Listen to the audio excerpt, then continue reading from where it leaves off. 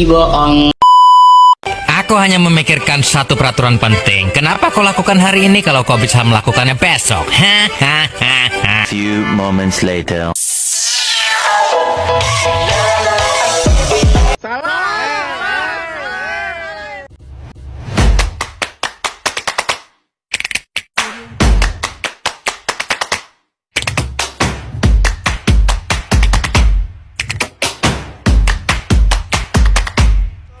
Assalamualaikum warahmatullahi wabarakatuh. Kami dari kelompok 1 akan mempresentasikan tentang materi sel hewan dan fungsinya. Perkenalkan, nama saya Winda Mutianingsih. Nama saya Diana. Nama saya Karimatul Hilda. Nama saya Nova Isnaini. Nama saya Syarifah Asfia. Nama saya Safan Asna. Saya akan menjelaskan tentang struktur dan fungsi organel sel hewan. Nomor 1, nukleus, inti sel, mengatur seluruh aktivitas sel dan menyimpan materi genetik DNA. Nomor 2, nukleus, tempat sintetis ribosom. Nomor 3, kromatin, merupakan benang DNA yang mengandung informasi genetik. Nomor 4, selaput nukleus atau membran inti, melindungi inti sel dan mengatur keluar masuknya zat dari dan ke inti. 5, membran plasma, mengatur lalu lintas zat yang masuk dan keluar sel, serta melindungi inti sel. 6, mitokondria, tempat respirasi sel dan menghasilkan energi, disebut juga powerhouse of the cell. 7, retikulum endoplasma kasar, tempat sintesis protein, memiliki ribosom di permukaannya. 8, ribosom, tempat sintesis protein. 9, badan Golgi, memproses, mengemas, dan mendistribusikan protein dan lipid. 10, lisosom, mengandung enzim untuk mencerna zat asing dan organel rusak.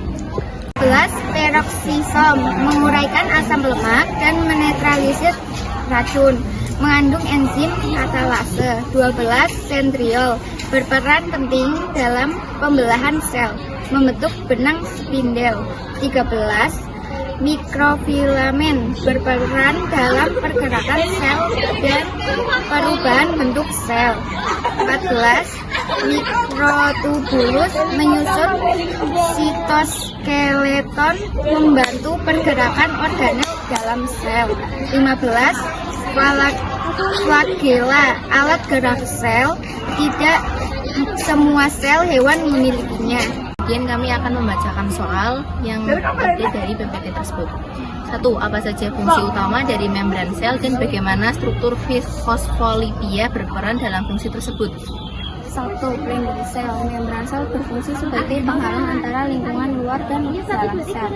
2. Regulasi transportasi, mengatur keluar masuknya zat seperti nutrisi, ion, dan limbah melalui mekanisme difusi, endosinosis, transport aktif, dan endositosis, eksositosis. 3.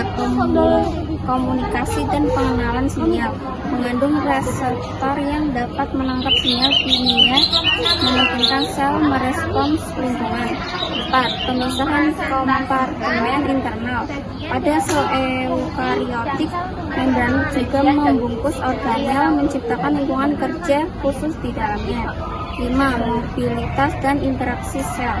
Struktur membran fleksibel memungkinkan pergerakan sel, pembelahan, dan interaksi dengan sel lainnya. Lalu, nomor 2, sebutkan dan jelaskan fungsi dari 3 jenis retikulum endoplasma yang ditemukan dalam sel eukariotik. 1. Retikulum endoplasma kasar. 2. Retikulum endoplasma halus. 3. Retikulum endoplasma transisional. Nomor 3, bagaimana proses transport aktif terjadi dalam sel hewan melalui pompa natrium kalium? Proses transport melalui pompa natrium adalah salah satu mekanisme penting dalam sel hewan untuk menjaga keseimbangan ion dan potensial membran. Proses ini memerlukan energi dari ATP karena memindahkan ion dalam gradien konsentrasi. Lalu kemudian dua soal dari YouTube.